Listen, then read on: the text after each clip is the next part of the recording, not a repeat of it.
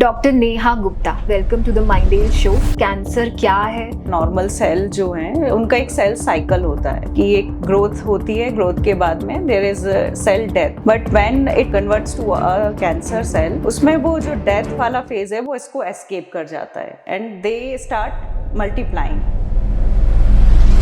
कैसे ये चीज डेवलप होती है? The most common symptom is गठान, lump in the breast. हमने टर्म सुना है fibroadenoma. Fibroadenoma. So fibroadenoma is a benign lump of breast. जी मैम, गठान में भी जैसे पेन फ्री और पेन का कैंसर से कुछ रिलेशन है? बहुत कॉमनली जो पेशेंट लेट आते हैं वो यही कहते हैं कि मैडम क्योंकि दर्द नहीं था इसलिए हमने नहीं दिखाया। हम I would want you to explain biopsy. है इंटरनेशनल गाइडलाइंस में है कि we have to do biopsy to prove that the lump is actually cancer और not. One of the myth is कि ब्रा का कलर भी क्या आपको ब्रेस्ट पे इफेक्ट करता है, जैसे ब्लैक नहीं पहनना चाहिए और ब्लैक पहन के हम बाहर निकल रहे हैं। These are absolutely myths. Black bras are beautiful. You can wear it. उसका कैंसर से कोई लेना देना नहीं है। ब्रेस्ट कैंसर क्यों इतना ज्यादा कॉमन होता जा रहा है? Breast cancer is the most common cancer among all the cancers all over the world as well as in India. Chemotherapy में क्या होता है जी और क्यों किया जाता है? कीमोथेरेपीज आर ड्रग्स, दवाइयाँ हैं जो कैंसर सेल्स पर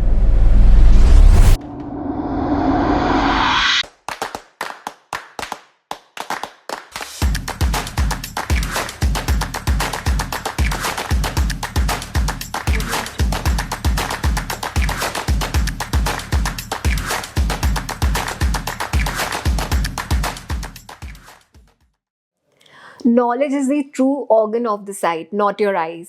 ज्ञान ही एक ऐसी चीज़ है जो आपको सही राह दिखाती है, आपकी आँख ही नहीं। माइंडेल में हम कॉन्शियस लिविंग के थ्रू बताते हैं कि हर चीज़ की नॉलेज होना और अवेयरनेस होना आपको बहुत हद तक एक बेटर लाइफस्टाइल की तरफ प्रमोट करती है।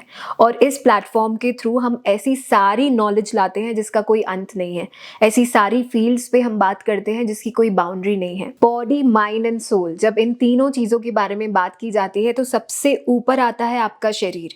अगर हेल्थ सही नहीं होगी तो कुछ भी चीज़ों के बारे में बात करने की कोई ज़रूरत नहीं है। जब हेल्थ इतनी इम्पोर्टेंट है तब ऐसे सिचुएशन में कैंसर जैसे इस शब्द का बार बार सुनना आपको ज़रूर एक लेवल का फियर देता है।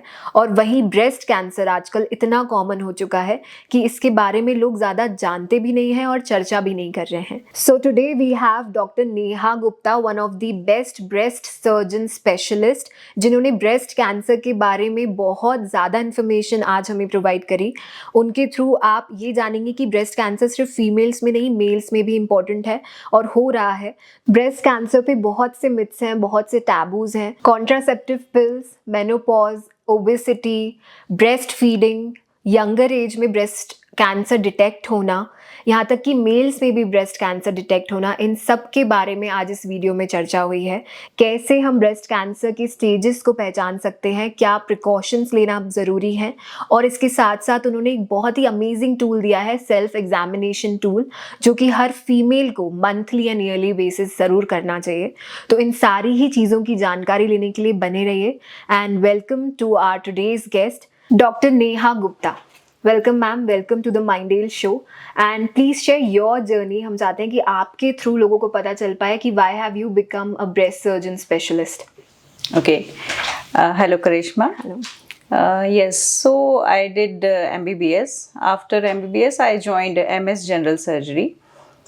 During my MS General Surgery program, I have seen कि जो female patients होते हैं, they want to go to a female doctor. And breast in India is covered in MS General Surgery. General जो हम लोगों को लगता है, जनरल पॉपुलेशन को लगता है कि ब्रेस्ट स्त्री रोग विशेषज्ञ के पास जाना चाहिए, दैट मीन्स गायनेकोलॉजिस्ट के पास जाना चाहिए। बट हमारे जो करिकुलम है, मेडिकल करिकुलम है, इसमें MS जनरल सर्जरी में ब्रेस्ट इज इंक्लूडेड। तो पेशेंट्स जब रेफर होके जनरल सर्जन के पास आते हैं तो दे वांट कि एक फीमेल सर्जन को दिखाया जा सके। उस ड्यूरेशन में मुझे लगा कि किसी को स्पेसिफिकली जनरल सर्जन या सर्जन को किसी को स्पेसिफिकली ब्रेस्ट में काम करना चाहिए।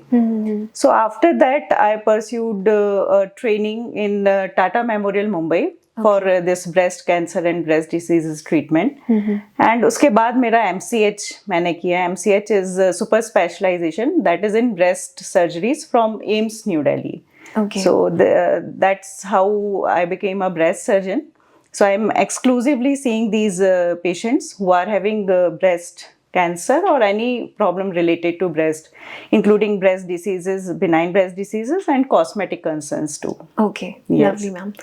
मैम हम आज इस पॉडकास्ट के थ्रू प्रॉपर ब्रेस्ट कैंसर के ऊपर ही बात कर रहे हैं, but to start with, cancer अपने आप में बहुत बड़ा टर्म हो चुका है. हर दूसरा इंसान आजकल कैंसर वर्ड सुन के बहुत डर रहा है. तो आप कैसे उस चीज़ को डिस्क्राइब करते हैं? कैंसर क्या है और क्यों इतना ज़्यादा कॉमन होता जा रहा है? So yes, कैंसर का मतलब है जब नॉर्मल ब्रेस्ट सेल्स या नॉर्मल सेल जो हैं उनका एक सेल साइकिल होता है कि एक ग्रोथ होती है, ग्रोथ के बाद में there is cell death. Cell अपना जीवन काल, उसका सेल का एक जीवन काल है, लाइफ स्पैन है. But when it converts to a cancer cell, उसमें वो जो डेथ वाला फेज है वो इसको एस्केप कर जाता है एंड दे स्टार्ट मल्टीप्लाइंग. वो मल्टीप्लाई करते हैं एंड मल्टीप्लाई कर करके एक वो गठान जैसा बनाते हैं. और जो गठान रहती है फिर later on it can spread through these blood vessels और lymphatic vessels which are there in our body. So this is what cancer is. जो नॉर्मल सेल हैं वो एबनॉर्मल सेल में कन्वर्ट हो गए एंड देन दे मल्टीप्लाई, अपने उनके autonomous हो गए. मतलब हमारे जो नॉर्मल रेगुलेटेड बॉडी का सेल्स का एक साइकिल है उससे वो बाहर निकल गए. Okay. This is how cancer forms. और अब बढ़ने का कारण बहुत से हैं, कुछ नोन कुछ unknown. Lifestyle is one thing which is very important. Second is there is radiation, ionizing radiation का एक बताते हैं स्टडीज में है कि जो जनरलाइज्ड एनवायरमेंटल रेडिएशन है वो भी अफेक्ट कर रहा है. So yes, there are few reasons जो हमें पता भी नहीं है जिनके कारण हो रहा है, but it is increasing. Breast cancer is the most common cancer among all the cancers all over the world as well as in India. ये बहुत कॉमन है and we are seeing it increasing in even in younger population. अभी हम मतलब clinics पर 26-27 साल की, अभी 22 साल की एक लड़की का ब्रेस्ट कैंसर डायग्नोज किया, ट्रीटमेंट में अंडर ट्रीटमेंट है मेरे under. So we are seeing in younger age group and later age groups में भी कॉमनली देख रहे हैं, बहुत कॉमन है. जी मैम, यू वोंट बिलीव, एक हफ्ता पहले ही मेरी मामी जी की मदर को डिटेक्ट हुआ है. एंड मतलब फॉर्चुनेटली अगेन कि उनका सिर्फ एक घटान बहुत टाइम से नहीं जा रही थी and she went for analysis और डिटेक्ट हुआ. जब हम पर्टिकुलरली ब्रेस्ट कैंसर की बात कर रहे हैं, आप क्या स्टेप वाइज हमें बता सकते हैं व्यूअर्स के लिए कि कैसे ये चीज़ डेवलप होती है और कैसे एक फीमेल सेल्फ एनालिसिस के थ्रू समझ सकती है कि क्या स्टेज है और इसके साथ कैसे सॉल्यूशंस की तरफ जाना चाहिए? यस. सो अगर हम इसमें साइंस सिम्टम्स की बात करें कि क्या क्या सिम्टम्स होते, क्या लक्षण होते हैं कैंसर के, ब्रेस्ट कैंसर के लक्षण होते हैं. द मोस्ट कॉमन लक्षण साइन सिम्टम इज गठान, लंप इन दी ब्रेस्ट. कुछ और सिम्टम्स हो सकते हैं जैसे कि निपल डिस्चार्ज. तो blood stain nipple discharge is one of the symptoms. Skin, breast skin में, त्वचा में कुछ परिवर्तन होना, जैसे कि किसी एक एरिया में संतरे के छिलके में जैसे पोर्स दिखते हैं उस तरीके के पोरी पोरी दिखने लगना. निपल का अंदर की तरफ रिट्रैक्शन होना, खिंचाव होना, न्यू रिट्रैक्शन होना. पहले सब नॉर्मल था, ये नया दिख रहा है. रेडनेस कहीं दिखना. एक्जिला में, बगल में किसी गठान का महसूस होना. और इसी तरीके के कुछ सिम्टम्स अगर आपको लगते हैं, महसूस होते हैं, पता पड़ते हैं, तो ये एक वो हो सकता है कि कैंसर से रिलेटेड हो. ज़रूरी नहीं कि कुछ गठान महसूस हुई, कुछ हुआ तो इसका मतलब कैंसर ही है. कई बार क्या होता है कि हम पहली बार देखते हैं और बहुत डर जाते हैं कि ये क्या हो गया, परेशान हो जाते हैं. तो ऐसा ज़रूरी नहीं कि ये सभी सिम्टम्स आपके कैंसर ही हो गया है. बट ये बहुत ज़रूरी है कि चेक इट आउट, पता करें कि ये ऐसा तो नहीं कि कुछ कैंसर से रिलेटेड है. समटाइम्स आई हियर पेशेंट कहते हैं कि इग्नोर कर दिया मैंने वो गठान. तो दैट वर्ड्स हर्ट्स कि मतलब इग्नोर, यू कांट इग्नोर ना करें. ठीक है, मतलब अच्छी बात है, नहीं होगा और सबको नहीं होता है कैंसर, लेकिन अगर है तो वो सबसे पहले अर्ली डिटेक्शन उसके ज़रूरी है. और आपने जैसे पूछा कि कैसे हम पता करें, so there is this self breast examination, we say breast awareness. Breast awareness का मतलब है कि आपका नॉर्मल ब्रेस्ट कैसा फील होता है ये आपको पता हो। तो वी से कि आप 20 की उम्र से जो बड़ी लड़कियां हैं, महिलाएं हैं, उनको अपना सेल्फ ब्रेस्ट एग्जामिनेशन करना चाहिए। That should be done once in a month, and specially periods के निकलने के 3-4 दिन बाद कीजिए, बिकॉज पीरियड्स के पहले सिम्टम्स जैसे प्री मेंस्ट्रुअल सिम्टम्स जिसे बोलते हैं उस तरीके का होता है कि टेंडरनेस रहती, सोरनेस रहती, लंपीनेस भी मिल सकती है। सो जब पीरियड्स निकल गए, उसके 3-4 दिन और बीत गए, तो उसके बाद ओवरऑल टेंडरनेस कम हो जाती है, सॉफ्टर ब्रेस्ट हो जाता है। Then you examine your breast, महीने में एक बार एग्जामिन करें, देखें कि कोई गठान तो महसूस नहीं हो रही, कोई चेंजेस तो नहीं दिख रहे हैं। सो 20 to 30 का ये प्लान रहता है कि आप अपने आप को देखते रहिए। 30 के बाद भी से कि आप एक बार साल भर में एक बार ऑन्कोलॉजिस्ट या ब्रेस्ट सर्जन से एक बार एग्जामिनेशन जरूर करवाएं, जिससे कि अगर कोई भी प्रॉब्लम है तो वो तुरंत डिटेक्ट हो। And after 40 along with clinical breast examination by a surgeon, mammography is added, कि साल में एक बार मैमोग्राफी भी की जाती है, स्क्रीनिंग मैमोग्राफी भी की जाती है। So this is how you can know कि एक तो पहली बात आपका नॉर्मल ब्रेस्ट, जैसे क्योंकि अगर आपको कोई प्रॉब्लम लग रही है, इसके पहले तक आपको पता ही नहीं था कि नॉर्मल कैसा फील होता है, तो यू कैन नॉट डिटेक्ट। लेकिन आप रेगुलरली जब आप चेक करते हैं तो आपको अपना नॉर्मल ब्रेस्ट पता होता है कि कैसा फील होता है, कैसा लगता है। सो आप अर्लीस्ट उसको पिक कर पाएंगे। मैम, आज के पॉडकास्ट में हमारा सिर्फ ये विजन है कि एक नॉर्मल से नॉर्मल लड़की जिसको कुछ पता ही नहीं है उसको भी अवेयरनेस आए। और मैं अपने अंदर के सारे वो डाउट्स इसलिए आपसे बहुत ओपनली पूछूंगी। कई बार हम जब खुद अपनी ब्रेस्ट टच करते हैं तो ऑलरेडी उसके अंदर कुछ मसल्स हमें फील होते हैं या कुछ एक थिकनेस फील होती है। कैसे पता चले कि क्या चीज घटान है और क्या चीज नॉर्मल है? हाँ, सो नोड्यूलैरिटी इज ऑलवेज देयर, नोड्यूलैरिटी जैसा फील हो सकता है, इसीलिए हम आपको बोलते हैं कि इसीलिए हम जो हर महीने चेक करने की बात हो रही है, इसीलिए ब्रेस्ट अवेयरनेस वर्ड यूज किया गया है कि आप नॉर्मल को समझ पाएं। जब आप पहली बार देखेंगे तो आपको बहुत ही एबनॉर्मल लगेगा, कुछ समझ नहीं आएगा कि क्या है, लेकिन आप जब हर महीने देख रहे हैं और आप समझ रहे हैं कि ये तो नॉर्मल ही है, ऑब्वियसली जो चीज लगातार बनी हुई है नॉर्मल है, तो पहला तो ये हो गया। और कैसे सेल्फ ब्रेस्ट एग्जामिनेशन करना होता है ये भी मैं बताना चाहूंगी यहाँ पर। व्हाट वी से कि एक तो आप पहले जब हम शावर ले रहे हैं उस समय पर आप मिरर के सामने खड़े होके न्यूड ऊपर नेकेड रह के एक बार ब्रेस्ट को देखेंगे, खड़े होके देखेंगे, हैंड्स बाय योर साइड रख के देखें कि ब्रेस्ट का ओवरऑल शेप में कोई चेंज तो नहीं है, कैसा है। कुछ लोगों का नॉर्मली डिफरेंट साइजेस रहते हैं दोनों ब्रेस्ट में, तो ये आपको पता पड़ेगा कि हाँ ऐसा नॉर्मली है मेरे साथ। फिर निपल का कोई रिट्रैक्शन तो नहीं दिख रहा है, स्किन में कोई चेंजेस तो नहीं दिख रहे, ये आपको मिरर में पता पड़ेगा। Then you have to raise your hand, raise above your head, ऊपर हाथ ऊपर कीजिए। उससे जो रिट्रैक्शन, निपल रिट्रैक्शन है या कहीं स्किन में रिट्रैक्शन है, डिम्पलिंग है, वो एग्रवेट होती है, because breast is behind there our muscles जिसके थ्रू कूपर्स लिगामेंट्स वगैरह होते हैं जिससे वो अटैच्ड रहता है, तो उसके कारण वो प्रोमिनेंट होता है, रिट्रैक्शन प्रोमिनेंट होता है, तो वो आप पिकअप कर पाते हैं। एंड फिर later on you have to examine by laying on a flat couch. और जैसे आप जब लेटते हैं तो जो ब्रेस्ट एक के ऊपर एक टिश्यू जो होता है जो हमें महसूस होता है, जनरली पेशेंट क्या करते हैं कि बैठ के एग्जामिन करते हैं, and when they do with a pinching of breast, ऐसे इस तरीके से देखेंगे तो हर जगह आपको गठान मिलेगा, क्योंकि एक ब्रेस्ट टिश्यू दूसरे ब्रेस्ट टिश्यू के ऊपर ओवरलैपिंग टाइप का है, तो ये गठान जैसा ले लेगा।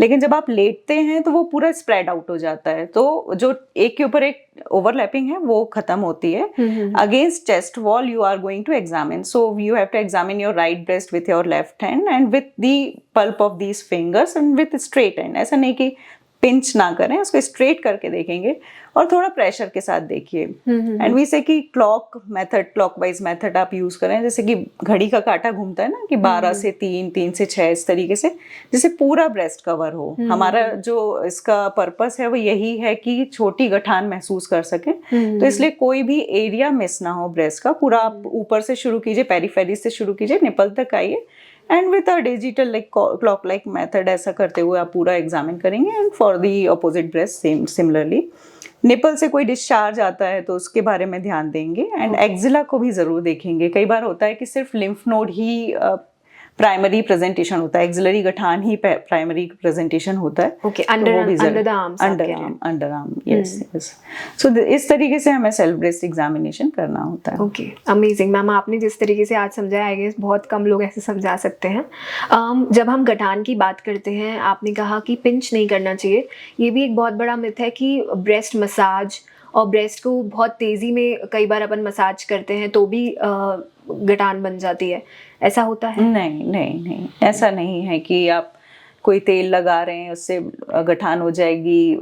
टेल्कम पाउडर्स का बोलते हैं वो लगाते हैं, डिओड्रेंट्स का बोलते हैं वो लगाने से। These are all myths. Okay, underwired bras पहनने से कैंसर हो सकता है, नहीं, ऐसा कुछ भी नहीं है। टाइट ब्रास से नहीं, ऐसा नहीं हो सकता। ब्रा का जो साइज की बात करी जाती है वो पेन के लिए है। Mastalgia is one problem with breast pain. Breast pain बहुत कॉमनली बहुत पेशेंट्स प्रेजेंट करते हैं ब्रेस्ट पेन के साथ में। उसके लिए एक पार्ट होता है कि ब्रेस्ट जो ब्रा साइज है वो सही हो, बहुत टाइट ना हो, बहुत लूज ना हो, वेल सपोर्टिंग हो, because breast is kind of hanging organ on your body. तो वो पूरे समय जो खिंचाव रहता है उसके कारण दर्द हो सकता है आपको।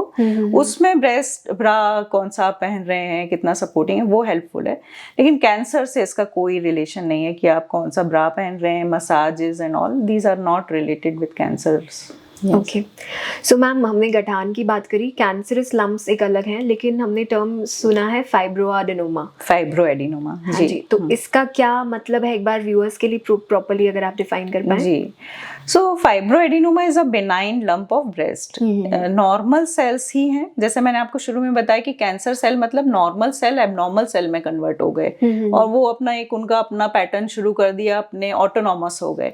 But in fibroadenomas it is not like that. Normal cells ही हैं जो ज्यादा ग्रो करके, ज्यादा मल्टीप्लाई करके एक जगह पर गठान जैसी बना रहे हैं। Okay, so these are benign lumps. बहुत हाई मतलब इंसिडेंस इनका कैंसर से काफी ज्यादा होता है। यंगर एज ग्रुप में हम इन्हें देखते हैं। सभी फाइब्रोएडिनोमास को, सभी गठानों को निकालने की जरूरत नहीं होती है कि छोटा सा भी एक गठान हुआ तो आपको एक्सीजन करना ही, ऐसा नहीं होता है। कुछ क्राइटेरियाज होते हैं, कुछ इंडिकेशंस होते हैं जिनमें डॉक्टर आपको सजेस्ट करेगा कि हाँ इसको एक्सरसाइज करना है, इसके लिए कुछ ट्रीटमेंट की जरूरत है।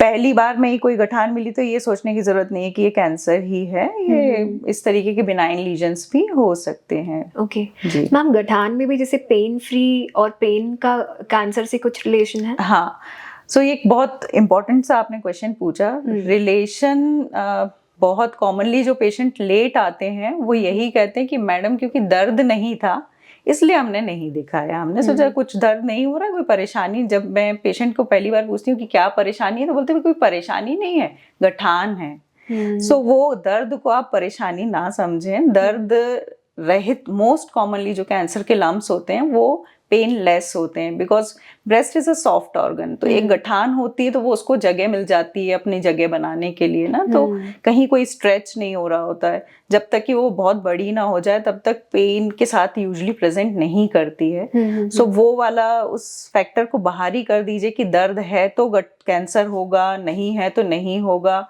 Vice versa. ये पेन के साथ में उसको रिलेट नहीं करना है। जो सिम्टम्स मैंने इनिशियली आपको बताया कि इस तरीके के सिम्टम्स हैं, इन पे ध्यान देना है। दर्द से रिलेट मत कीजिए। जनरली जिनको मेस्टल्जिया ब्रेस्ट पेन होता है वो बड़ा घबरा के आते हैं कि अरे मैडम वो देखिए मुझे बहुत दर्द है, बहुत चिंता हो रही है। जबकि होता उल्टा है कि जिनको गठान है वो चिंता मुक्त रहते हैं कि अरे दर्द नहीं है तो इसलिए हम आराम से थे, चिंता नहीं की हमने। जी मैम, इससे रिलेटेड और भी मिथ्स हैं जी, और भी चीज़ें हैं जो कैंसर से रिलेटेड। एक तो डर इतना है और इतना कॉमन होता जा रहा है कि फीमेल्स को अवेयरनेस कम है। आप और भी ऐसी कुछ मिथ्स को आज डिस्कार्ड करें कि क्या ऐसे मिथ्स हैं कि ब्रेस्ट कैंसर में हमें अवॉइड करना चाहिए? हाँ, सो एक तो बहुत कॉमनली जो प्रेजेंट करते हैं पेशेंट, जब हमारे पास पेशेंट आ जाता है कुछ लंप है तो वी सजेस्ट फॉर मैमोग्राफी। तो वो एक बड़ा प्रॉब्लमेटिक होता है उनके लिए कि अरे मैडम उसमें तो रेडिएशन होता है, वो तो बहुत बोलते हैं कि खतरनाक होता है। सो नहीं, ऐसा नहीं है। It is an investigation, an important investigation. Yes, there is low dose radiation is there, x-ray is there, but overall environmental radiation से काफ़ी कम है वो। और जो हम सीटी स्कैन करवाते हैं उससे तो बहुत ज़्यादा गुना कम होता है उसमें radiation. Okay, and it is like risk benefit ratio अगर देखा जाए तो बेनिफिट उससे बहुत ज़्यादा है. It is recommended, internationally recommended investigation, जिसे करवाने से घबराने की ज़रूरत नहीं होती. हाँ, इसके लिए इम्पोर्टेंट है कि हर महीने, हर 6 महीने में करवाने का नहीं होता है. वी एडवाइज कि एनुअल, साल में एक बार ही करवाएं, जो स्क्रीनिंग मैमोग्राफीज वगैरह करवाते हैं. और फिर जब हमें अगर लगता है तो हम बीच में एक बार, अगर हमारे को डायग्नोस्टिकली लगता है तो बीच में करवा सकते हैं, लेकिन मल्टीपल टाइम्स उसके लिए ना रिकमेंड करें. और एक और जो मैमोग्राफी से रिलेटेड बात, ये भी मैं एडवाइस बताना चाहूँगी कि यंगर एज ग्रुप में we don't advice for mammography, because जब यंग पेशेंट रहते हैं उनका ब्रेस्ट डेंस रहता है. तो डेंस ब्रेस्ट में मैमोग्राफी फिल्म्स में वाइटिश दिखेगा आपको, और उसमें जो लीजन होता है, जो गठाने होती है, वो भी वाइटिश दिखती हैं. तो we can not differentiate good properly कि नॉर्मल है या एबनॉर्मल है. तो इसलिए हम 40 के बाद यूजुअली एडवाइस करते हैं फॉर मैमोग्राफी. और अगर जब लगता है तब we advice for mammography for a younger age group. Otherwise, तो जैसे आप कह रहे हैं mammography is again a type of CT scan for breast cancer. No, it is not a CT scan. It is a low dose X-rays which we are using here. It is like a X-ray of a breast. Yes. Okay. And biopsy की जब हम बात करते हैं, I would want you to explain biopsy. Yes. So यहाँ भी एक important myth वाली बात आ गई. जो जब बायोप्सी हम एडवाइस करते हैं तो सबसे पहला क्वेश्चन होता है, मैडम हमने सुना है कि बायोप्सी करने से कैंसर फैलता है. सो ये भी एक धारणा है, गलत धारणा है. इसके शायद ये कारण है कि पेशेंट जब बायोप्सी हो जाती है तो उसके बाद वो वेट करते हैं, डर जाते, घबरा जाते, तो दूसरे टाइप ऑफ ट्रीटमेंट की तरफ जाते हैं या नहीं लेते हैं. जो भी करते हैं शायद उसके कारण बढ़ जाता है. फिर वो सोचते हैं कि वो बायोप्सी करवाया था इसलिए बढ़ रहा है, जबकि it is well proven technique, international तरीका है, इंटरनेशनल गाइडलाइंस में है कि we have to do biopsy to prove that the lump is actually cancer और नॉट. हम कैसे पता करें कि बीमारी आपको क्या है? तो उसके लिए हमें उसके अंदर से एक टिश्यू निकालना है, उसकी जांच करनी है और देखना है कि इसमें जो सेल्स हैं वो कैंसर हैं या नहीं है. And there is additional benefit of biopsy that we can do some other test, जिसके थ्रू हम अपना ट्रीटमेंट प्लान भी डिसाइड करते हैं. कि पेशेंट को कीमोथेरेपीज होते हैं जैसे, तो वो पहले देना है या बाद में देना है. There are few tumours, type of tumours जिसमें हम कीमोथेरेपी फर्स्ट करते हैं, then go for surgery and all. तो वो हमारा ट्रीटमेंट प्लान डिसाइड करता है. पेशेंट को hormone therapy will be effective और नॉट, वो उस पर डिपेंड करता है कि हार्मोनल स्टेटस कैसा है उनका, hormone receptor status. So this is how it helps in making the diagnosis as well as our treatment plan. And ऐसा कोई स्टडीज नहीं है, ऐसी कोई स्टडी प्रूवन चीज़ें नहीं है कि ये इससे कैंसर फैलता है. जी मैम, ब्रेस्ट कैंसर की हम जब बात करते हैं स्टेजेस की, जी, तो कौन से स्टेजेस हैं ब्रेस्ट कैंसर में? किस स्टेज पे किस टाइप की ट्रीटमेंट की रिक्वायरमेंट है? और ऐसा कौन सा स्टेज है जब हम बोल सकते हैं कि हाँ, यहाँ से चीज़ें नॉर्मल हो सकती हैं? yes. So it is stage 1, 2, 3 and 4. Stage 1 is early stage. 1 and 2 is considered as early breast carcinoma. इसका जो हम स्टेजिंग करते हैं वो ट्यूमर के साइज एंड नोडल स्टेटस पर स्टेजिंग करते हैं. मतलब कि ब्रेस्ट में जो ट्यूमर है वो उसकी साइज क्या है और नोड इन्वॉल्वमेंट हुआ है या नहीं हुआ है, तो कितना इन्वॉल्वमेंट है, उसके हिसाब से स्टेजिंग की जाती है. और अगर एक इंडियन डेटा है उसमें देखा गया है कि when we treat patients in stage 1, the 5-year survival is approximately 90%. This is that good.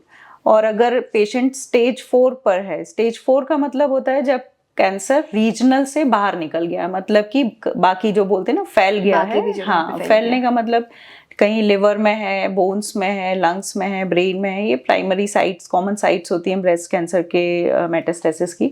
तो जो फैल गया वाला स्टेज होता है, स्टेज 4 होता है, उसमें survival rate is much lower, like 20-25% 5-year survival rate देखा जाता है. सो इसलिए इम्पॉर्टेंट जो अर्ली डिटेक्शन की बात हम लगातार बोलते हैं, स्क्रीनिंग प्रोग्राम्स करते हैं, वो इसलिए करते हैं कि अर्ली डिटेक्शन हो सके और हम अर्ली स्टेज में पेशेंट को ट्रीटमेंट दे सकें. तो जो आपने बोला कि क्या मतलब रिजल्ट की जो बात करी है, सो यस, स्टेज 1-2 में जब हम ऑपरेट करते हैं पेशेंट पूरा ट्रीटमेंट लेते हैं.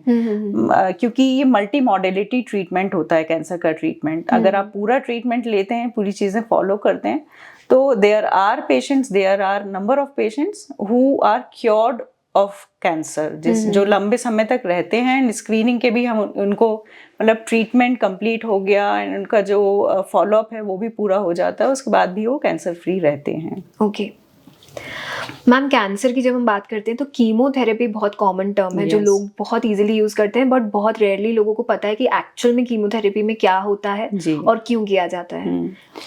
सो जैसा मैंने बताया कि मल्टी मॉडलिटी ट्रीटमेंट है, तो उसमें यही होता है कि there are 4-5 treatment therapies. One is surgery, then chemotherapy, radiation therapy, hormone therapy and immunotherapies. Okay so chemotherapies are drugs, दवाइयाँ हैं जो कैंसर सेल्स पर एक्ट करती हैं, जो बहुत हाईली प्रोलिफरेटिंग सेल्स होते हैं उन पर एक्ट करती हैं। सो ये आईवी लाइंस के थ्रू दी जाती हैं, या फिर जैसे हम कीमोपोर्ट प्लेस करते हैं उनके थ्रू दी जाती हैं। और इनका एक्शन ये होता है कि अगर कोई भी कैंसर सेल्स बॉडी में है जो आपके लोकल एरिया से बाहर निकल चुके हैं, उनको खत्म करने का काम करती है कीमोथेरेपी। तो इस तरीके से सिस्टमिक डिसीज पर अटैक करने के लिए कीमोथेरेपी दी जाती है। That is why we use multi modality treatment, कि आपने जैसे सर्जरी किया तो आपने लोकल एरिया से उस गठान को, लिम्फ नोड को निकाल दिया, followed by radiation therapy. Chemotherapy जैसे करा तो कीमोथेरेपी में सिस्टमिक अगर कहीं है तो उसको कंट्रोल किया। Third is radiation therapy. Radiation therapy मतलब सिकाई हिंदी में बोला जाता है। तो उस एरिया को, लोकल एरिया में अगर कुछ भी बैड है, जो ट्यूमर बैड है, उसमें भी अगर कुछ भी पॉसिबिलिटी है कि ट्यूमर सेल की, तो उसको जलाने जैसा एक वर्ड यूज कर सकते हैं, उसको खत्म किया। And hormone therapy is maintenance therapy, कि अगर पेशेंट में हार्मोन रिसेप्टर्स थे उनके ट्यूमर सेल्स में, सो ये उसको ग्रो नहीं करने देंगे, आगे बढ़ने नहीं देंगे ट्यूमर को, उसको रोक के रखने में हेल्प करते हैं। So these are multi modalities which are used. और कीमोथेरेपी का जो आपने बताया कि डरते हैं, उसका प्रॉब्लम ये है कि चूंकि मल्टी जो हाई प्रोलिफरेटिव सेल्स होते हैं उन पर अटैक करता है, तो इसी तरीके से जैसे हमारे बाल हैं वो ग्रो करते हैं, तो मतलब वो प्रोलिफरेशन उनमें मतलब तेजी से बढ़ते हैं। जीआई जो म्यूकोजा होता है उसके सेल्स ग्रो करते हैं, मल्टीप्लाई करते हैं, शेड ऑफ होते हैं, तो इन पर भी उनका असर आता है। तो इसलिए हेयर फॉल देखते हैं आप कीमोथेरेपी के साथ में, जीआई प्रॉब्लम्स होना, नॉजिया, वॉमिटिंग, ये सब देखते हैं। बट ये है कि जब तक कीमोथेरेपी चलता है थोड़ा कुछ समय बाद तक, तभी तक ये प्रॉब्लम्स रहते हैं। फिर हमारे पास पेशेंट्स जब फॉलोअप में आते हैं तो उनके बढ़िया सुंदर सुंदर से बाल आने लगते हैं वापस से, they have nice beautiful hairs, और जो ग्रो करते हैं सो ठीक है, उस समय के लिए ज़रूर आप बहुत परेशान हो सकते हैं। और एक परेशानी, कीमोथेरेपी मतलब थेरेपी के ड्यूरेशन में भी बहुत पेनफुल रहता है क्या पूरा ट्रीटमेंट? हाँ, सो पेनफुल इज लाइक कि परेशान, मतलब यही कि नॉजिया, वॉमिटिंग, उल्टी होना, मोशंस होना, यस, ये वाले परेशानियां होती हैं। इम्यूनिटी लो होती है कीमोथेरेपी के दौरान, बिकॉज वो वाले सेल्स भी बहुत फास्ट ग्रोइंग सेल्स होते हैं, उन पर भी असर होता है, तो इम्यूनिटी लो होती है। तो वो सब थोड़ा उस दौरान का प्रिकॉशंस भी इम्पॉर्टेंट होते हैं कि आप बहुत ध्यान से रहें, ऐसे इन्फेक्शन से बच के रहने वाली सिचुएशंस आपको समझाए जाते हैं। तो ये वाला पार्ट रहता है, लेकिन ऐसा नहीं है कि वो हमेशा के लिए हो जाता है। वो जब तक है तब तक उसका इफेक्ट रहेगा, letter on you move on, उसके बाद फिर ये सब परेशानियां खत्म हो जाती हैं and there will be a good side after chemotherapy. Okay, yes. So ma'am, जब हम कीमोथेरेपी की भी बात कर रहे हैं, ट्रीटमेंट्स की बात कर रहे हैं, फीमेल्स के लिए ब्रेस्ट कैंसर अगर यंग एज में हो रहा है तो वो आगे की आपकी लाइफ के फेजेस पे भी बहुत इफेक्ट करता है, वो फैमिली में, रिलेशनशिप्स में भी बहुत इफेक्ट करता है। अगर हम बात करें प्रेगनेंसी की, yes. जो आगे चल के प्रेग्नेंट होना चाहते हैं, या ड्यूरेशन, कई बार ऐसा होता है प्रेगनेंसी के ड्यूरेशन में ही कई बार कैंसर डिटेक्ट होता है, तो इन सब चीज़ों के बारे में आप क्या कहना चाहेंगे? हाँ, so pregnancy associated breast cancer is one thing. हाँ जी। ये भी एक इम्पॉर्टेंट एस्पेक्ट होता है, बिकॉज जैसा मैंने बताया ना, इग्नोर वाला वर्ड जो आपको बताया कि उस दौरान हम अलग मोड में बिजी हैं। सो कुछ पेशेंट्स ऐसा होता है कि गठान थी रहते हुए भी ध्यान नहीं दिया and later on it increases and फिर वो मुश्किल होती है। देयर आर ट्रीटमेंट्स जो प्रेगनेंसी के साथ में भी हम करते हैं, सर्जरीज भी की जाती हैं प्रेगनेंसी एसोसिएटेड कैंसर में। फिर लेटर ऑन कुछ लेट प्रेगनेंसी वाले साइड में मतलब जो 3rd ट्राइमेस्टर है उसमें कीमोथेरेपीज भी दी जा सकती हैं और उसके बाद रेडिएशन थेरेपी आफ्टर डिलीवरिंग दी बेबी, रेडिएशन थेरेपी भी दी जा सकती है। सो वो ट्रीटमेंट पॉसिबल है प्रेगनेंसी एसोसिएटेड कैंसर्स में। और जो आपने दूसरा पार्ट पूछा कि यंग फीमेल में जब देखते हैं तो उसमें fertility preservation is one thing, because जैसे कीमोथेरेपी का मैंने बताया कि जो फास्ट ग्रोइंग सेल्स होते हैं उन पर असर आता है, तो वैसे ही ओवरीज पर भी उसका असर आता है। तो yes, it reduces your fertility rate. तो इसलिए वो एक डिस्कशन का मैटर होता है, आपको पहले से बताया जाता है कि यस इसमें आपको प्रॉब्लम हो सकती है later on. So there are these helps like ovum preservation is one thing which can be done before starting your chemotherapy. उस तरीके से preservation किया जा सकता है, but it is a social and family decision कि आप आगे किस तरीके से उसको लेना चाहते हैं। मतलब it is a important decision because ये जो ट्रीटमेंट है उसके बाद का फेज कैसा रहने वाला है, आप कितना आप उस चीज़ को संभाल सकते हैं, कितना ट्यूमर बायोलॉजी कैसी है, वो सब चीज़ें हैं, बहुत सारा डिस्कशन है उसमें, बहुत इंपॉर्टेंट डिसीजन होता है वो। Quite interesting ma'am. इस पे अगर हम फर्स्ट एस्पेक्ट पे आए वापस से कि प्रेगनेंसी के ड्यूरेशन में भी कीमो हो सकता है ट्राई सेमेस्टर में एंड रेडिएशन का, तो उसका बच्चे पे कोई इफेक्ट नहीं आता लेटर? नहीं। सो 3rd ट्राइमेस्टर, 1st ट्राइमेस्टर में वी डोंट गिव कीमोथेरेपी। उस समय होता है जब एम्ब्रियोजेनेसिस होता है, जब बच्चा बन रहा होता है, उस दौरान ड्रग्स बहुत इंपॉर्टेंट होते हैं कि आप कौन सी, नॉर्मल ड्रग्स के लिए भी हम लोग मना करते हैं बहुत सारे। लेकिन 3rd ट्राइमेस्टर में तब तक बच्चा बन चुका होता है, सिर्फ ग्रोथ हो रही होती है, तो उस दौरान कीमोथेरेपी में सेफ ड्रग्स होते हैं जो कि दिए जा सकते हैं। Radiation therapy we don't give during this pregnancy, वो पोस्ट डिलीवरी ही की जाती है radiation therapy. Okay, yes. And for young girls जो प्रेग्नेंट होना चाहते हैं आफ्टर लाइक एवरीथिंग कि कीमोथेरेपी हो गई और हम रिकवर कर चुके हैं, उसके बाद ड्यूरिंग द प्रेगनेंसी फेज क्या वापस से भी ऐसा होता है कि रिकवर करने लग जाए?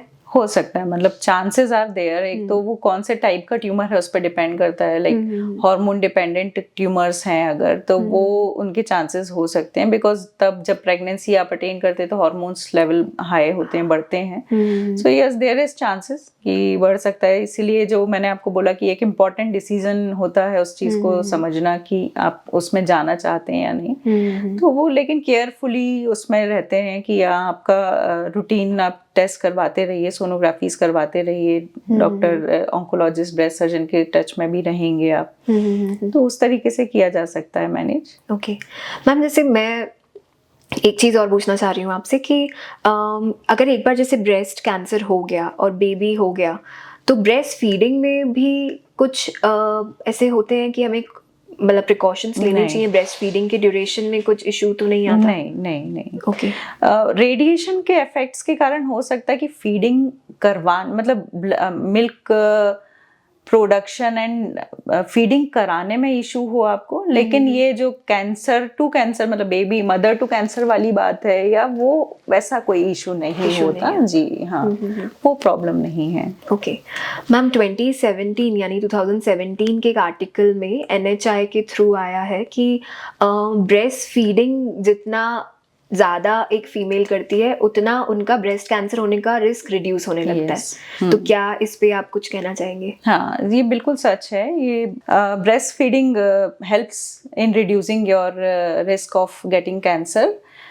इसका ये कॉन्सेप्ट होता है कि जब भी जैसे जो सेल्स जो एबनॉर्मल हैं, जो इनका चांसेस हैं आगे चल के ब्रेस्ट कैंसर में कन्वर्ट होने के, ड्यूरिंग ब्रेस्ट मतलब ये लैक्टेशन वाले फेज में ये सब शेड होने के वो रहता है कि शेड हो जाते हैं। So this is how it reduces your chances of having breast cancer, and that too जब लैक्टेशन होता है तो there is amenorrhoea, lactational amenorrhoea. जब तक फीडिंग करा रहे हैं तब तक ये नहीं होते हैं, साइकिल्स नहीं होते हैं, तो उसके थ्रू भी ईस्ट्रोजन का exposure in the body reduces. So Okay. this is how it reduces the risk of breast cancer. Okay wonderful.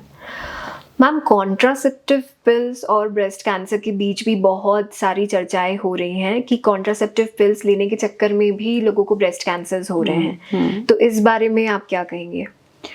So yes, it was there कि कॉन्ट्रास बिकॉज जब पहले अर्लियर जो कॉन्ट्रासेप्टिव पिल्स आते थे उनमें oestrogen level was very high, बहुत higher oestrogen level होता था।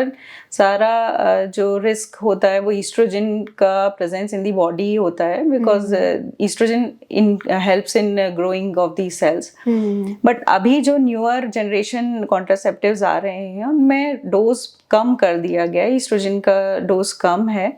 एंड ड्यूरेशन का भी एक इम्पॉर्टेंट फैक्टर होता है कि कितना ड्यूरेशन में आप ले रहे हैं, तो वो एक कॉम्प्लेक्स सिचुएशन है, लेकिन पहले उसको ज़्यादा कंसीडर किया जाता था as a risk factor. Now it is not that much a risk factor. Okay ma'am, जैसे पीसीओडी होता है लोगों को या थायराइड होता है, कई बार हार्मोनल इश्यूज होते हैं यंग एज में भी, आजकल बहुत कॉमन हो रहा है, तो पीसीओडी के चक्कर में भी कई बार डॉक्टर्स कॉन्ट्रासेप्टिव पिल्स ही सजेस्ट कर रहे हैं, जिसमें हमें ऑलमोस्ट लाइक 15-20 डेज वो लेना होता है, तो क्या इसका भी ब्रेस्ट कैंसर पे कुछ इफेक्ट पड़ सकता है लेटर ऑन? तो जैसे मैंने अभी बोला कि इसका चूंकि अभी हम देख रहे हैं कि उतना उसका नेगेटिव इफेक्ट नहीं है जितना पहले वाले कॉन्ट्रासेप्टिव्स का होता था। सो दिस इज हाउ उतना मानेंगे नहीं कि रिस्क फैक्टर है। दूसरा ये कि पीसीओडी में lifestyle is very important. Lifestyle change का पहला एक जो ट्रीटमेंट वो होता है वो लाइफस्टाइल चेंज होता है। This goes with the breast cancer too. Okay, कि जैसे रिस्क फैक्टर की बात की जाए तो ब्रेस्ट कैंसर के रिस्क फैक्टर में obesity is one of the risk factor. तो जैसे आप लाइफस्टाइल चेंज करते हैं तो उससे भी बच सकते हैं, ओबेसिटी से भी बच सकते हैं। एक्सरसाइजेस को इंक्लूड करते हैं तो it helps, it reduces. There are studies जो ये बताते हैं कि it reduces the risk of breast cancer. तो उस साइड अगर हम रहते हैं तो हमेशा अच्छा है कि हम लाइफस्टाइल चेंज करके प्राइमरी डिसीजेस को ठीक करें। बाकी अगर ज़रूरी है तब तो लेना ही पड़ेगा ड्रग्स को। मैम ओबेसिटी की आपने बात करी, जैसे ओवरवेट होना और जो लेटर स्टेजेस में मेनोपॉज का भी एक इशू स्टार्ट होता है, तब भी क्या रिस्क बढ़ता है कैंसर होने का? इस पे और प्लीज व्यूअर्स को कुछ बताएं। यस, लेट मेनोपॉज का रीज़न वही है कि जो साइकिल्स हैं आपकी ईस्ट्रोजन लेवल का बॉडी में होना जितना ज़्यादा लंबे समय तक है उतना वो चांसेस इंक्रीज करेगा। तो इसलिए अर्ली मेनार्क, जल्दी शुरू होना और लेट ख़त्म होना पीरियड्स का, ये इसका रीज़न यही है कि इनसे ईस्ट्रोजन का इफेक्ट ब्रेस्ट पर लंबे समय तक है आपके लाइफ स्पैन में। सो इसी के कारण रिस्क फैक्टर माना जाता है लेट मेनोपॉज को। एंड ओबेसिटी का भी रीजन ये कि fat is responsible for producing more of the oestrogen, तो इसके कारण भी इंक्रीज होता है रिस्क। ओके मैम, थोड़ा डिफरेंट क्वेश्चन पूछूंगी आपसे। बहुत लोग ब्रेस्ट कैंसर फीमेल्स में बट चेस्ट कैंसर मेल्स में भी सिमिलर उसमें कंपेयर कर रहे हैं, तो क्या उन सारी चीज़ों का प्रोसेस भी सिमिलर होता है फॉर मेल्स? हाँ, मेल्स में भी जो निपल एरिया होता है उसमें कुछ डक्टल टिश्यू होता है, and this ductal tissue can have breast cancer later on। अगर मतलब it is in a very low prevalence 1% of the breast cancer is in the males। कम है लेकिन ऐसा नहीं है कि जीरो है। तो वो मेल्स के लिए भी अवेयरनेस की ज़रूरत है कि अगर आप कोई भी गठान महसूस करते हैं अपने निपल एरिया में, निपल के नीचे या चेस्ट वॉल में, तो उसके लिए तुरंत एग्जामिनेशन करवाएं। And the process is similar, जैसा फीमेल्स में होता है बिल्कुल सिमिलर मेल्स के लिए भी रहता है कि बायोप्सी होगा एंड लेटर ऑन जो ट्रीटमेंट प्लान होता है वो भी एकदम सेम है। बट अवेयरनेस थोड़ी लो है, पेशेंट मेल्स को लगता है कि ये हमें नहीं हो सकता, तो ऐसा नहीं है। We see many patients with breast cancer, male breast cancer. Okay, lovely ma'am. हम जब लाइफस्टाइल की बात करते हैं तो हम ऑब्वियसली एक्सरसाइज और डाइट को इम्पोर्टेंस देते हैं, इसके साथ साथ अल्कोहल कंजम्पशन या ड्रग्स कंजम्पशन या टबैको कंजम्पशन, क्या ये सब भी कैंसरस सेल्स को बढ़ाता है या ट्रिगर करता है? Yes, alcohol is having a direct relationship with breast cancer. Okay. Yes, actually alcohol तो हम जब मेडिकल में जब किताबें पढ़ते हैं और डिसीज पढ़ते हैं तो आई थिंक जितनी भी डिसीजेस होती हैं मैक्सिमम में अल्कोहल इज रिस्पॉन्सिबल देयर। तो एक इम्पॉर्टेंट फैक्टर है, जितना आप लो कंजम्पशन में रहें उतना अच्छा है, बिकॉज वही जो ईस्ट्रोजन वाला फैक्टर है अल्कोहल के साथ भी वही होता है कि it increases oestrogen in your body, और उसी के थ्रू फिर ये रिस्क फैक्टर बनता है कैंसर के लिए। वंडरफुल मैम, आई गेस इस पॉडकास्ट के थ्रू बहुत नॉलेज मिल रही है लोगों को। सेल्फ एग्जामिनेशन आज आपने ऐसा टूल दिया है जो बहुत रेयरली अवेलेबल है यूट्यूब पे भी या कहीं भी। I would want you to tell the viewers की कुछ लाइफस्टाइल चेंजेस जो प्रिकॉशन के ज़रिए ही हम लोगों को मतलब अवेयरनेस डाल सकते हैं कि कैसे कैंसर होने से बचें, और क्या ऐसे कुछ स्टेप्स हैं जो हम अगर रेगुलरली करें तो कम्प्लीटली हम कैंसर फ्री रह सकते हैं। So yes, we can do lifestyle changes, जैसा बोला आपने कि कुछ फैक्टर्स हैं जो मॉडिफाइबल होते हैं। सो उसमें जो हमने रिस्क फैक्टर की बात की वही हम मॉडिफाई कर सकते हैं। तो उसमें obesity is one of the factor, and active lifestyle is one of the factor, जिसमें कि मतलब आप अपनी एक्सरसाइजेस को अपना रूटीन में लेके आइए जिससे कि आप उसको चेंज कर सकें। देयर अल्कोहल कंजम्पशन क्लियरली वो एक रिलेटेड फैक्टर है। एक स्टडीज में बताते हैं सोया प्रोटीन का भी, जो सोया सॉस वगैरह यूज करते हैं यंग एज में, बहुत ज़्यादा बच्चों का इनटेक होता है, that is also considered as a risk factor. उससे भी हाँ, मतलब ऐसा नहीं है कि कंटेंट वाइज कुछ वो नहीं है, स्पेसिफिक नहीं है, but yes it is considered as risk factor.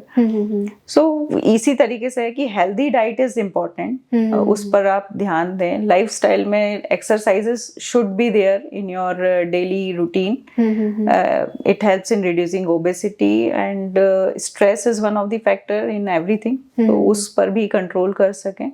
इसके through we can manage things. Wonderful ma'am, जैसे आपने एक्सरसाइज बोला, हेल्दी लाइफस्टाइल बोला, सेलिब्रिटीज़ आई गेस बहुत इजीली ये सारी चीज़ें फॉलो करते हैं, बट स्टिल आजकल सेलिब्रिटीज़ को भी बहुत हो रहा है। तो क्या इसके पीछे कोई और भी रीज़न है? जैसे जेनेटिक्स पे हमने अभी तक बात नहीं की कि क्या जेनेटिक्स के थ्रू भी कैंसर होना या फैलना पॉसिबल है? हाँ, बिल्कुल है। Genetic hereditary breast cancer is one of the thing. Okay, there are few genes which we know कि इनका क्लियरली हाई पेनिट्रेंस है, मतलब आपकी मदर को अगर ये जीन है तो वो आप में अगर आते हैं तो आप में चांसेस बढ़ जाते हैं। इसका पेनिट्रेंस का मतलब है कि वो प्रेजेंट करेंगे। जीन हो सकता है लेकिन ज़रूरी नहीं कि वो आपको प्रेजेंट करें, कैंसर बनाए ही, ये ज़रूरी नहीं है, बट हो सकता है। तो this is how hereditary works. और कुछ फैक्टर्स ऐसे, जेनेटिक फैक्टर्स ऐसे भी हैं जिनके बारे में हमें नहीं पता, मतलब बहुत सारे कुछ जीन्स हमें पता है लेकिन ऐसा नहीं है कि सारे जीन्स पता हैं जो रिस्पॉन्सिबल हैं। So this is how genetics works. और अगर आपने जैसे बोला कि क्या और भी कारण हो सकते हैं, तो yes there is environmental radiation एक फैक्टर माना जाता है जिसके कारण हो सकता है कि हमने अपने तरफ से पूरी लाइफस्टाइल आपने अच्छा मेंटेन किया हुआ है, सब किया हुआ है, फिर भी ये जो चेंजेस हो रहे हैं बॉडी के अंदर वो प्रेजेंट कर सकते हैं उस तरीके से। Okay ma'am, apart from myths ऐसे भी बहुत ज़्यादा टैबूज़ हैं कि मेरे नोन में ही बहुत लोग हैं जो एकदम से स्टेज 2 या स्टेज 3 भी पता चल चुका है लेकिन मेडिसिन नहीं ले रहे हैं, उसके बजाय बाबाज के पास जाएंगे या आयुर्वेदा अपनाएंगे। आयुर्वेदिक प्रैक्टिशनर मैं खुद भी हूँ, बट आई थिंक कि एलोपैथी का जो रिजल्ट है वो आयुर्वेदा कैंसर में नहीं दे पाता है। आप प्रिकॉशन के थ्रू ज़रूर उस चीज़ को यूज़ कर सकते हैं, बट आप इस चीज़ में क्या कहेंगे कि क्या ऐसी सिचुएशंस में लोगों को एकदम ही एलोपैथी ड्रॉप करके आयुर्वेदा पे जाना चाहिए? So I'm not expert in Ayurvedic medical science. I am from the allopathy science. But yes, we know allopathy के हमारे पास स्टडीज़ हैं जो कि प्रूवन हैं। वी नो कि इनसे कैंसर को हम ट्रीट कैसे करते हैं, हमारे पास पूरे स्टेप्स हैं इसके लिए। तो एक साथ में आप आयुर्वेदिक को रखें, एक ही अच्छी चीज़ है कि हाँ, जैसे डाइटरी मैनेजमेंट वाली बात है वो तो हम मान ही रहे हैं, हम पहले से ही बात कर रहे हैं कि dietary management is one thing जो कि प्रिवेंशन में काम कर रही है। तो वही चीज़ अगर आप क्योर, जब आप ट्रीटमेंट ले रहे हैं अगर उसको फॉलो कर रहे हैं तो उसमें कोई बुराई नहीं है, बट आप पूरा इस चीज़ को पूरा ये मान लें कि नहीं, जैसा मैंने बताया कि बायोप्सी में ऐसा होता है ना कि पेशेंट बायोप्सी करवाने के बाद में इधर उधर भटकने लगते हैं कि क्योंकि वो डर जाते हैं कि सर्जरी नहीं कराना। कुछ पेशेंट्स एकदम एडमिट होते हैं, नहीं हमें सर्जरी नहीं करवाना, तो वो इधर उधर जब जाते हैं तो उसके बाद में फिर आप जो एक इम्पॉर्टेंट टाइम होता है कि आप अर्ली स्टेज में आपने प्रेजेंट किया था लेकिन आपने इम्पॉर्टेंट टाइम वेस्ट किया, फिर आप लेटर स्टेज में प्रेजेंट कर रहे हैं कि मतलब आपने जब तक का टाइम वेस्ट कर दिया इधर उधर और फिर स्टेज 4 में पहुंच गए, तो उसके बाद फिर ट्रीटमेंट जो है वो उतना अच्छा नहीं रह जाता है। देन वी से कि अभी हम आपको सिर्फ पेलिएटिव मैनेजमेंट पर ही रख रहे हैं कि आपकी जो डिसीज है उतने पर ही रहे, उतनी ही कोशिश की जा सकती है, पूरा ट्रीटमेंट फिर उस समय पॉसिबल नहीं होता है। तो इट इज़ ऑलवेज एडवाइजेबल कि जो चीज़ें नोन हैं, जो हमारे पास अवेलेबल ट्रीटमेंट मॉडलिटीज़ हैं, उसको पूरा आप लीजिए। बहुत बार पेशेंट होते हैं कि सर्जरी करवा लिया लेकिन कीमो नहीं करवाया, तो वो सर्जरी भी वेस्ट हो जाती है। ओके, बिकॉज आपने ट्रीटमेंट पूरा नहीं लिया। जैसे हमने बताया कि कीमो का इफेक्ट सिस्टमिक में है, आपने सिर्फ अभी गठान निकलवा ली तो आपको लगने लगा कि मैंने गठान निकलवा ली, हो गया काम खत्म, लेकिन आपने बाकी चीज को क्योर नहीं किया, तो वो रिकरेंस के चांसेस उसमें बहुत हाई होते हैं। Okay, so it is study proven कि आप सारे मॉडलिटीज को लीजिए एंड साथ में अगर आयुर्वेदिक कुछ चीजें आपको फायदा करती हैं तो उसमें कोई बुराई नहीं है, बट जो प्रूवन ट्रीटमेंट मॉडलिटीज हैं उनको लेना चाहिए। मैम कैंसर बहुत, जैसा मैंने कहा कि लोग नाम से ही डरते हैं, स्टेज 4 या लास्ट स्टेज पर आने पे भी कई बार ऐसा स्टेज आता है कि आपको ब्रेस्ट रिमूव करवाना पड़ता है और उस वजह से फैमिली में और आसपास बहुत इश्यूज भी होते हैं सोशली। तो इस बारे में आपका क्या एक्सपीरियंस रहा है? कुछ आप एक्सपीरियंसेस अपने शेयर करना चाहेंगे? सो जैसे आपने ब्रेस्ट रिमूवल की बात की, उस पर मैं ज़रूर आपको एक बात इस पे अपन बात करना चाहूँगी मैं कि हर बार पूरा ब्रेस्ट रिमूव करने की ज़रूरत नहीं होती है। ओके, अर्ली डिटेक्शन से एक और जो फ़ायदा है वो ये भी है कि हम ब्रेस्ट कॉन्जर्वेशन सर्जरीज कर सकते हैं। ओके, और एक्चुअली तो अभी हम बहुत कॉमनली ब्रेस्ट कॉन्जर्वेशन सर्जरीज कर रहे हैं बिकॉज आजकल अवेयरनेस बढ़ी है पेशेंट्स महिलाओं में। तो जब वो आप छोटे ट्यूमर के साथ में पहली बार आते हैं और उसके साथ में जब हम सर्जरी करते हैं तो हम सिर्फ गठान निकाल के एंड एक्सिलरी डिसेक्शन और जो भी पूरा ट्रीटमेंट सर्जिकल प्लान रहता है वो पूरा करते हैं, लेकिन पूरा ब्रेस्ट निकालने की ज़रूरत नहीं पड़ती है। तो वो भी एक डर रहता है ना कि कैंसर हुआ तो अब पूरा ब्रेस्ट निकल जाएगा, ऐसा ज़रूरी नहीं रहता है। अगर आप अर्ली स्टेज में प्रेजेंट करेंगे तो breast conservation is possible and we do it commonly. मतलब ऐसा नहीं है कि ये कहीं कोई करता है, ऐसा नहीं है, हम खुद ही करते हैं ब्रेस्ट कॉन्जर्वेशन। दूसरा फैमिली की बात है तो yes, family is very important during this treatment, क्योंकि ये एक बहुत लंबा ट्रीटमेंट होता है। जो ये वाला फेज होता है उसमें मेंटल सपोर्ट बहुत इंपॉर्टेंट होता है। पेशेंट तो क्योंकि उन सब चीज़ों से गुजर ही रहे हैं, वो उसका पेन देख रहे हैं और एक मेंटली जो कैंसर वर्ड है उससे ही ये सबसे पहले तो डर जाते हैं। पहली चीज़ ही होती है कि मतलब अब तो खत्म हो गया सब कुछ, तो वहाँ फैमिली का रोल बहुत इम्पोर्टेंट है। और जो टैबू वाली बात करी आपने वो भी एक इम्पॉर्टेंट है। ये जो हम पॉडकास्ट कर रहे हैं ये बहुत ज़रूरी है एंड हम बहुत commonly, October is breast cancer awareness month, तो अक्टूबर में मैं खुद बहुत सारे ब्रेस्ट कैंसर अवेयरनेस प्रोग्राम्स करती हूँ। उसका सबसे इम्पॉर्टेंट जो एस्पेक्ट है वो ये है कि लोग ब्रेस्ट हेल्थ के बारे में बात करना शुरू करें। बिकॉज एक तो generally we in India females थोड़ा सा रेस्ट्रिक्टेड रहते हैं, बात करने में शर्माते हैं, फील करते हैं। यस। और फिर उसके बाद में अब अगर डिसीज़ होगी, कितने पेशेंट्स हम देखते हैं जो रूरल से आती हैं महिलाएं, इवन कई बार तो यहीं भोपाल के ही पेशेंट्स में देखती हूँ कि जिन्होंने बताया ही नहीं फैमिली में कि गठान थी, वो बाद में फैमिली बोल रही है कि मैडम इन्होंने तो बताया ही नहीं हमको, इतने दिनों से इनको प्रॉब्लम हो रही थी और इन्होंने बताया नहीं, क्योंकि वो उस चीज़ को बात करने में ही शर्मा रहे हैं। तो वो जो एक फैक्टर है, शर्म वाला फैक्टर है, उससे क्या होता है कि जो अर्ली स्टेज में हम जो ट्रीटमेंट ले सकते हैं पूरा, जैसे मैंने बताया कि cure rate is very good in early stage, survival rate is very good, तो वो हम मिस कर जाते हैं। तो उस चीज़ को ख़त्म करने की बहुत ज़रूरत है और उसी के कारण ये as we are doing this podcast will actually help कि लोगों को उस बारे में बात करना चाहिए, स्पेशली जैसे सेलिब्रिटीज़ की आपने बात करी। हाँ जी। सो अगर अभी जैसे रिसेंटली हिना खान ने अपनी डायग्नोसिस बताई क्लियरली, उन्होंने ओपनली उस बारे में बात करी। मैं क्लिनिक पर अपने routinely I am seeing the difference, it like stirred the wave. मतलब लड़कियां, महिलाएं आ रही थी खुद से, और अभी भी मतलब उस चीज़ के लिए आ रही हैं कि मैडम वो सुना था, तब से थोड़ा सा तो डर जरूर लगा, लेकिन ये है कि अवेयरनेस, इसी को अवेयरनेस कहते हैं कि आप निकलें बाहर, आप समझें कि किसी को भी हो सकता है। यस, आपने जैसे बोला कि ये इतना अच्छा लाइफस्टाइल मेंटेन करते हैं, उसके बाद भी हो सकता है। तो डोंट वेस्ट टाइम, स्क्रीनिंग करवा सकते हैं, जो भी क्लिनिशियन, जो भी आपको ब्रेस्ट सर्जन है, उनसे आप दिखा सकते हैं। जो भी रिक्वायर्ड इन्वेस्टिगेशन है वो कर सकते हैं। ज़रूरी थोड़ी ना कि कैंसर होगा, लेकिन अगर स्क्रीन आउट हो जाएंगे और अगर है किसी को तो वो पता पड़ेगा, and we can have the advantage of these early stage breast cancer, जिसमें कि पूरा ट्रीटमेंट हो सकता है, ब्रेस्ट कंजर्वेशन हो सकता है। So it is good to have conversation. Of course, wonderful ma'am. So ma'am, जैसे हम वैक्सीन की अगर बात करें, जैसे रशिया में mRNA करके एक वैक्सीन आया है कैंसर के लिए, जो रशियंस को फ्रीली अवेलेबल है आज की डेट में। इस चीज़ से रिलेटेड आपके थ्रू कुछ अवेयरनेस आप देना चाहें व्यूअर्स को कि हम विदाउट लाइक एनीथिंग हम वैक्सीन्स पे भी जा सकते हैं क्या अर्ली स्टेज पे? सो अभी तो हमारे पास नहीं है, we don't have vaccine in India for this breast cancer.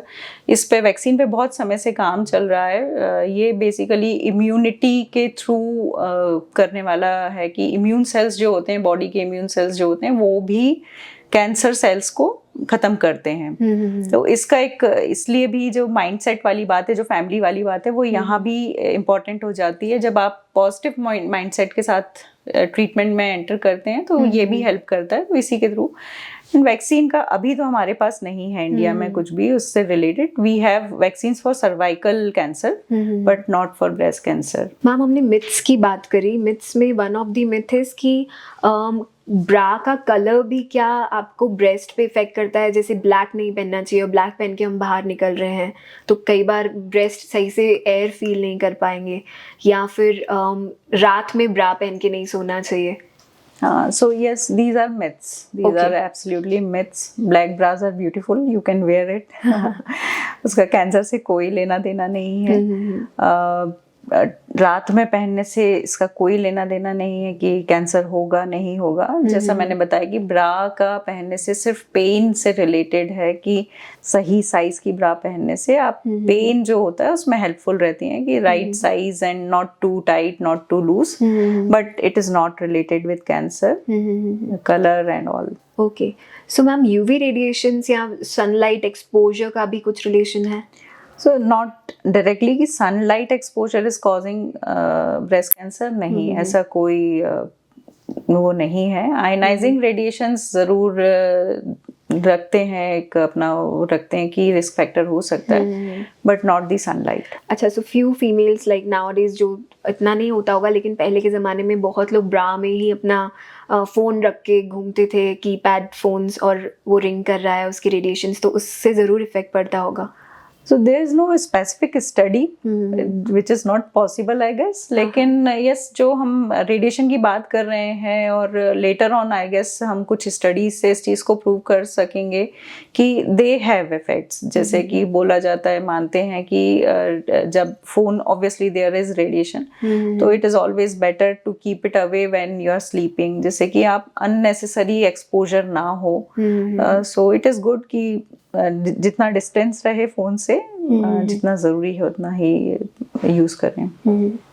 Wonderful. So ma'am, माइंडेल के थ्रू हम कॉन्शियस लिविंग प्रमोट करते हैं। कोई भी चीज़ लाइफ में अगर आप कॉन्शियसली कर रहे हैं तो आई गेस बहुत सारी ऐसी नेगेटिव चीज़ों से आप दूर रह सकते हैं। बिल्कुल। एंड बेसिकली जैसे आपने बताया, फ़ोन दूर रख के सोना, कई बार ऐसा हम बोलते हैं कि रात में भी लाइक बिफोर स्लीपिंग 2-3 घंटे तक you should not use your cell phone, and ये सारी चीज़ें एड ऑन होती हैं to a better and healthy lifestyle. Similarly आसपास की प्लास्टिक यूसेज, हमारे फूड में इतना ज़्यादा केमिकल्स का यूज़ होना, ये सब आई गेस एड ऑन होता जा रहा है। That's why females are getting into like PCODs, hormonal disbalance and cancer जैसी चीज़ें। तो मैम, इसके साथ साथ हम ये भी प्रमोट करते हैं कि हमारे अंदर जो सेल्फ टॉक चलती है या अफर्मेशंस जो होती हैं डेली बेसिस पे, वो आपके सेल्स की मेमोरी में ऐड ऑन होती है। बिल्कुल। तो आपके आसपास क्या ऐसा कोई केस हुआ है कभी कि कैंसर में इतना नेगेटिव स्टेज चल रहा है, लेकिन just because the patient is very positive तो कुछ मिराकुलस चेंजेस हुए हैं या उनकी जल्दी से जल्दी रिकवरी होने लग गई है?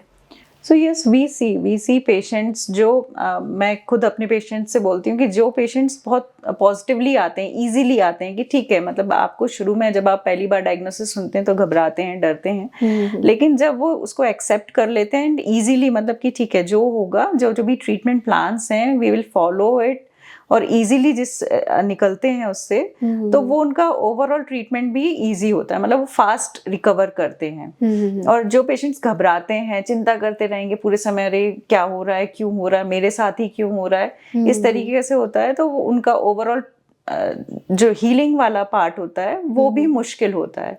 तो ये एक्चुअली, मतलब ये देखते हैं कि जो पेशेंट्स बहुत ईज में रहते हैं, मतलब ईज के रहने का तरीके, जैसे आपने बताया कि मेडिटेशन करना या इस तरीके से जो पॉजिटिव रहते हैं, पॉजिटिव अपने आप को रखते हैं, उनके लिए ट्रीटमेंट हमारे लिए करना भी इजी होता है, because they take things easily. तो वो actually this helps in recovering fast, और एक्चुअली फास्ट से ज़्यादा इजी होता है, बिकॉज आप उस चीज़ को एक्सेप्ट करते हुए चल रहे हैं, आगे फटाफट निकलना है। जैसे हम किसी भी प्रॉब्लम, अगर आप मतलब हमारे लाइफ में कोई भी प्रॉब्लम आता है, अगर आप उसको पॉजिटिवली लो कि ठीक है इसका मुझे सोल्यूशन निकालना है, तो वो कैंसर या किसी भी ट्रीटमेंट का भी वही है कि आप सोल्यूशन की तरफ देखिए रादर देन प्रॉब्लम। आप उस पर स्टिक करेंगे प्रॉब्लम प्रॉब्लम प्रॉब्लम, तो ऑब्वियसली नेगेटिविटी आपके अंदर आ रही है। अभी जैसे जो इनका हमने बात की, ये हिना खान की, हाँ जी। उनका भी अभी कुछ एक वीडियो आ रहा था कि शी सेड इट कि मतलब जब से, मतलब मैंने उसको पॉजिटिव अपने उसको बढ़ाया। सो इन लेमैन टर्म्स उन्होंने कहा कि हमारे पॉजिटिव सेल होते हैं जो कि इन पे नेगेटिव सेल पर इफेक्ट करते हैं। तो वो जो पॉजिटिव सेल वर्ड है वो इम्यूनिटी की बात हो गई। जैसे अपन ने बात करी कैंसर वैक्सीन की, so vaccine is coming through immune cells ना, तो वो इम्यूनिटी ही आपका जो जब बहुत अर्ली स्टेज में कैंसर सेल्स होते हैं तो इम्यूनिटी उनको खत्म कर सकती है। तो इसी तरीके से अगर आप अपने आप को पॉजिटिव रखते हुए, पॉजिटिविटी का इम्यूनिटी पर इफेक्ट रहता है, और जब वो अच्छा रहेगा तो ऑब्वियसली ओवरऑल आपके सर्वाइवल पर उसका इफेक्ट पड़ना चाहिए। Wonderful. So I guess victim phase से बाहर निकलना चाहिए, एंड सबसे पहले है कि you need to accept it and you need to go through it as a third person. बिल्कुल, है ना? हम लोग, जैसे मैं भी कंसल्टेंसीज में लोगों को सजेस्ट करती हूँ कि लाइफ में फिजिकली, मेंटली या किसी भी लेवल पे आपको कोई भी इशू आ रहा है, start looking at it as a third person perspective, और अपनी बॉडी को और अपनी माइंड को दूर रख के चीज़ों को हैंडल करना शुरू करें। बिल्कुल, है ना? और जैसे मेडिटेशन एंड योगा की हम जब बात कर रहे हैं, मेडिटेशन, प्राणायाम, इसके through obviously you can increase your immunity and increase your positivity in life. True, very true. I used to do meditation. Okay, so any experiences, ma'am? Wonderful experiences. Like अभी जैसे चल रहा है ना कि whatever you ask you will get. So yes, it happens. It happens. Your podcast happened. It was actually nice having you, ma'am. और I guess कुछ ना कुछ जब भी मैं किसी गेस्ट से मिलती हूँ, एक ही कनेक्शन जरूर रहता है कि कुछ स्पिरिचुअली अलाइनमेंट है जो हमें एक सिमिलर विजन पे ले जा रही है। Yes. तो आप भी अपनी फील्ड के थ्रू लोगों को अवेयरनेस ले जाना चाह रहे हैं और हेल्थ को ही प्रमोट कर रहे हैं, so keep doing that. More power to you, ma'am. So ma'am, I guess we are at the end of our podcast. हमने बहुत सी चीज़ों पे बात करी एंड इस पॉडकास्ट के थ्रू आई गेस बहुत ज़्यादा आपने अवेयरनेस दी है। पर्टिकुलरली मुझे सेल्फ एग्जामिनेशन टूल सबसे बेस्ट लगा हमारे पॉडकास्ट का, एंड होपफुली सारी फीमेल्स वो चीज़ अपनाएं अपने लाइफस्टाइल में, मंथली बेसिस पे एंड ईयरली बेसिस पे खुद का एग्जामिनेशन करवाते रहे। इसके साथ साथ आपके थ्रू आप जो मैसेज देना चाहें, ma'am. Early detection saves life, this is true. We have seen patients जो कि 20-20 साल के फॉलोअप पर रहते हैं, उसके बाद हम बोल देते हैं भैया आप फॉलोअप की आपको ज़रूरत नहीं है, आप अच्छे हैं, स्वस्थ हैं, आने की ज़रूरत नहीं है। सो जिस भी तरीके से हम अवेयरनेस फैला सकें अपने शहर में, अपने गांव में, जहाँ भी आप हैं, आप इस चीज़ के लिए अवेयरनेस फैला सकें कि एक तो ब्रेस्ट कैंसर, ब्रेस्ट हेल्थ के बारे में बात करना मेल्स के लिए इम्पॉर्टेंट है कि उस चीज़ में आपके घर में मदर्स हैं, वाइफ्स हैं, अगर वो कुछ Sisters. उस चीज़ के लिए कुछ कंप्लेंट है तो उसके लिए आप आगे बढ़ें कि हाँ हमें हेल्प करना है इसमें, आगे स्क्रीनिंग एटलीस्ट करवाएं उस चीज़ के लिए। और self breast examination is one which helps it. There is a study, Tata की स्टडी आई है अभी जिसमें कि उन्होंने ब्रेस्ट एग्जामिनेशन के थ्रू कितना डिटेक्शन पॉसिबल है उसको प्रेजेंट किया है। So it helps. आप अगर पहली बार अगर कुछ भी देखते हैं, ब्रेस्ट में कोई भी चेंजेस देखते हैं, तो तुरंत सलाह लें, डॉक्टरी सलाह लें और उसके हिसाब से आगे बढ़ें। Thank you so much ma'am. आपने एक बात सही कही कि मेल्स के लिए बहुत इंपॉर्टेंट है for their mothers, sisters and wifes कि उनको भी ये पॉडकास्ट और ऐसे बहुत से अवेयरनेस आर्टिकल्स पढ़ने चाहिए ताकि उनको भी पता चले कि चीज़ें क्या हो रही हैं फीमेल्स बिल्कुल। के साथ। And it was lovely having you ma'am, it was Thank a great podcast और एक्चुअली बहुत कुछ सीखने को मिला। Thank you. And Thank you so again much. Thank you so much for coming. Thank you. Thank you so much. So just a small gesture for you from Minddale. We have prepared a small hamper for you, ma'am. Okay.